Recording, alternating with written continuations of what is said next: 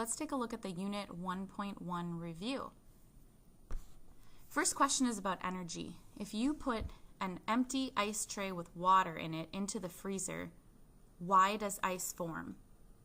Well, we know that it's not C or D because those say energy is being transferred to the water, which if that happened, the water would start to boil eventually. That's the opposite. So we know it's got to be A or B. And in a liquid, the water molecules are moving a lot faster than when they're in the solid form. So the only answer that makes sense is B. Energy is being transferred away from the water in the ice cube tray so that it can form ice. Coal, a fossil fuel, is burned in the process of generating electricity by converting chemical energy, potential energy, to thermal energy and then transferring that energy to water, which is true about the use of coal. Once a sample is burned, more can be produced from the same materials in less than a year. That does not go with the definition of a fossil fuel. For one of our lessons, we learned about fossil fuels and biofuels. Once a sample of coal is burned, the energy that was transferred to the atmosphere during combustion is gone. Well, that doesn't make sense. The energy can't just disappear. Once a sample of coal is burned, the chemical energy released is available for transportation in the future. No, once coal is used up, it's not available. Once a sample of coal is burned, the effects of combustion may be felt for many years into the future. Yes. This one also takes a little background knowledge about how when you burn coal, it releases carbon dioxide, one of the greenhouse gases, into the air. And so that's what this question is getting at. Equal masses of water and iron metal are both heated with 200 joules of heat energy. Which one would have the greatest temperature change? Well, water takes a lot of energy to change 1 gram by 1 degree Celsius. Iron only takes 0.45 joules to change the temperature of 1 gram by 1 degree Celsius. So iron metal would have a much greater temperature change because iron has a lower specific heat. And we can reword that by saying it requires less energy to change its temperature.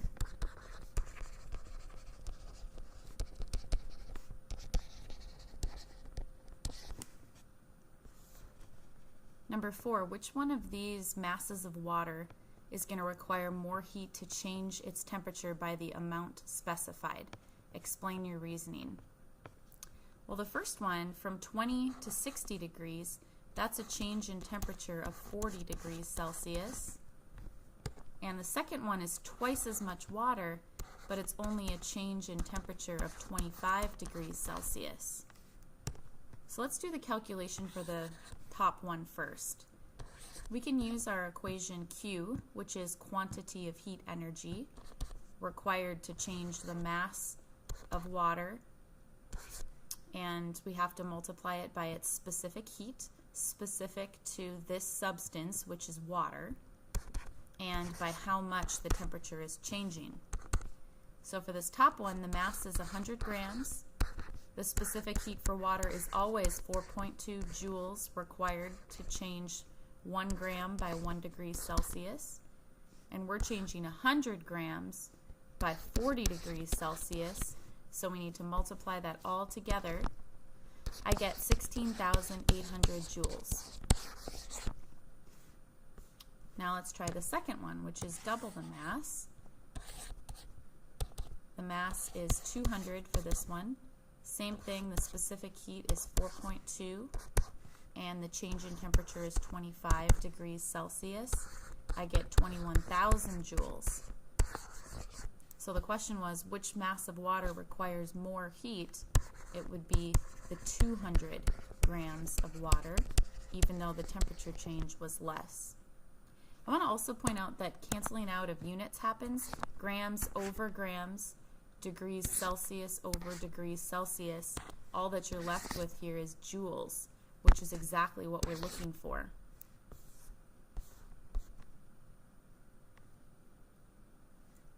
Number 5. Let's take a look at this table here and what is going on. This looks like a big problem. Methane and propane are both gases that people burn for energy. 2 students conducted an investigation to determine whether more energy was produced from the combustion of methane or from the combustion of propane. The data that they collected is shown here. In each case, they heated 150 grams of water. So let's review what is going on too.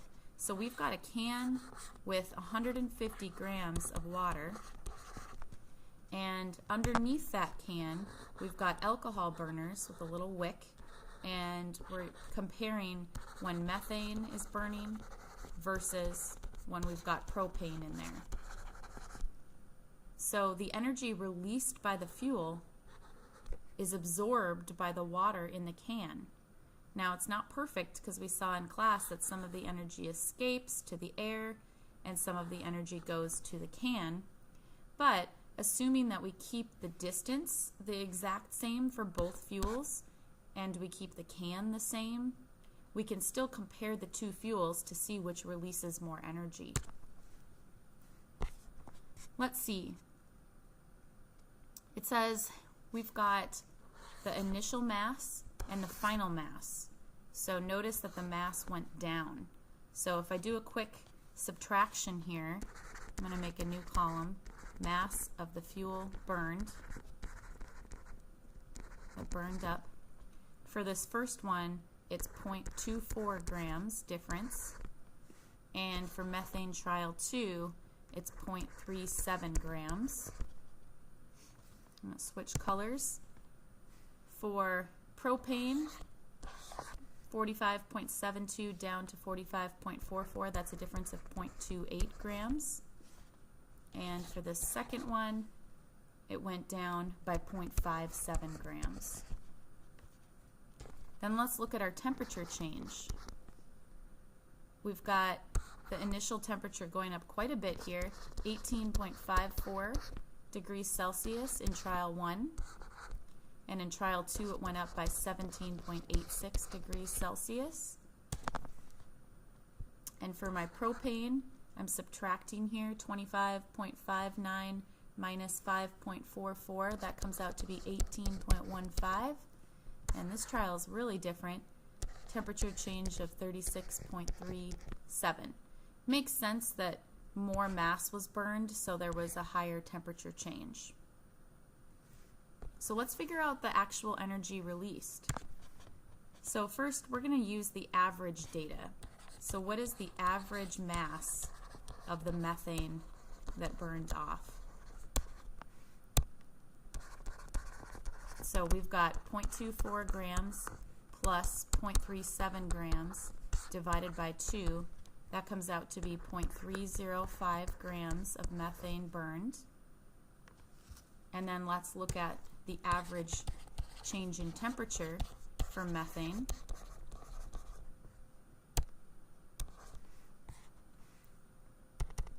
We've got 18.54 plus 17.86 divided by 2. That's an average of 18.2 degrees Celsius.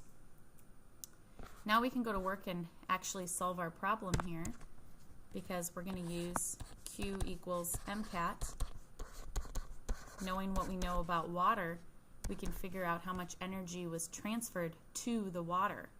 So the mass of the water was 150 grams. The specific heat for water is always 4.2 joules per gram degrees Celsius.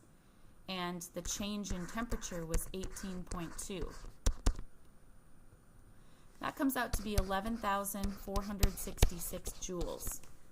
If we want to convert that into kilojoules, we need to divide by 1,000, which is essentially moving the decimal back 3. And if we want to know kilojoules per gram burned off, because that's important to compare, we can divide by the average mass of the fuel that burned off. And I get my final answer of 37.6 kilojoules per gram for methane.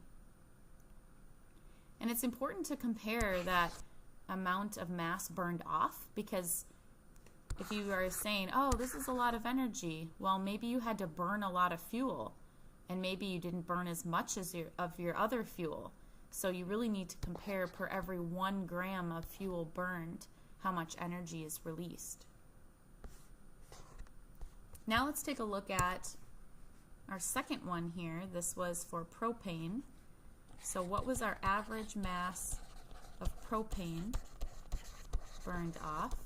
That's 0.28 plus the 0.57 divided by 2, and I get 0.425 grams of methane or propane burned off. And what was the average temperature change for propane? This was the one where we had a big difference. 18.15 plus 36.37 divided by 2. That comes out to be 27.26 degrees Celsius. Now we can go to work and solve our problem. Q equals the mass of the water times the specific heat for water times the average change in temperature. And that comes out to be 17,174 joules. Divided by 1,000 to get it into kilojoules. That turns into 17.174 kilojoules. And on average, we were burning 0.425 grams. So we get 40.4 kilojoules per gram. So the answer to this question then is that propane released more energy per gram.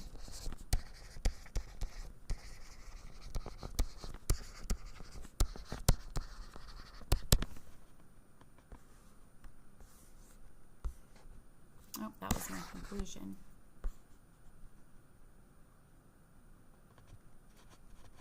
So let's draw a little picture of this now. I was starting to sketch it before, but let's be a little more complete. Here's my can of water. Here's my alcohol burner underneath. I'm going to show my little flames here. And so we've got first the chemical potential energy of the fuel is transformed, which means it changes form into thermal energy, and it's also transformed into light energy, light radiation. And then the thermal energy from the fuel is transferred to thermal energy in the water, as well as thermal energy in the air, as well as, draw it right to the can, thermal energy in the can.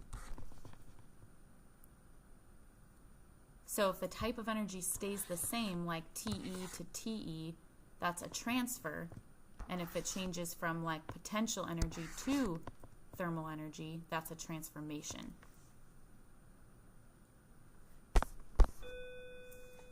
The next one is about a shower.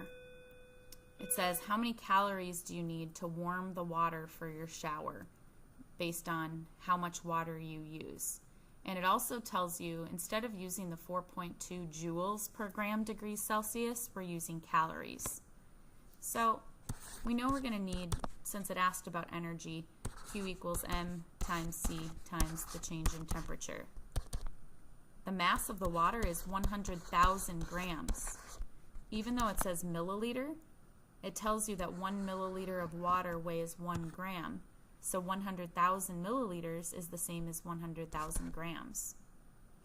And it says it requires 1 calorie to change the temperature of 1 gram by 1 degree Celsius. So that is the specific heat in calories per gram degrees Celsius instead of joules. And the temperature change from 20 up to 40, that's a difference of 20 degrees Celsius. So when I multiply that together, it comes out to 2 million calories of energy are needed to heat up that water for your shower. What if you've got wood that releases 4,000 calories per every gram of wood when you heat it? How many grams of wood do you need to burn for that shower? Well, we need to take the 2 million calories and divide it by, we know we get 4,000 calories for every 1 gram of wood. That comes out to be 500 grams of wood you would need to burn.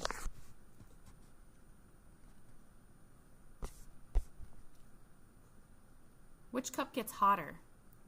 450 calories transferred to 100 grams of water at 25 degrees Celsius, or 600 calories of energy but to 200 grams of water. So this is a little bit different because rather than solving for Q, they're telling us Q, and they're asking which one is going to have the biggest change in temperature. So for letter A, we know that Q is 450 calories, the mass of the water is 100 grams, and we know the specific heat from the last problem in calories per gram degrees Celsius is 1, and we're missing the change in temperature. So we want to get the change in temperature by itself. So you can say, okay, what's bugging it? What's right next to it that we need to get rid of? And it's 100 times the 1. So I'm going to divide both sides by that. So in my calculator, I'm going to do 450 divided by 100, and that comes out to be a change in temperature of 4.5 degrees Celsius. So this first one is going to go up to 29.5 degrees Celsius. What about my second question here? This one is 600 calories being transferred to 200 grams. Again, we need to solve for that change in temperature, but we've got to divide both sides by 200 times 1 to get the delta T by itself. So that'll cancel out, so I need to do 600 divided by 200. That is 3 degrees Celsius. So the second cup is only going to go from 25 up to 28 degrees Celsius. So cup A gets hotter.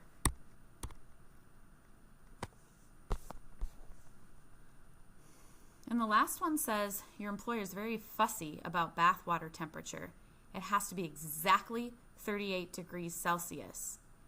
And you check the water and it's 42 degrees Celsius. So we need to cool the 100,000 grams of water to the desired temperature by adding an aluminum ducky that's been in the freezer. How big does the ducky have to be? What a ridiculous question, but kind of a fun one. So we need the change in temperature to go down by 4 degrees Celsius. So how much energy do we need the water to release? Same equation here. Oops. Times delta T.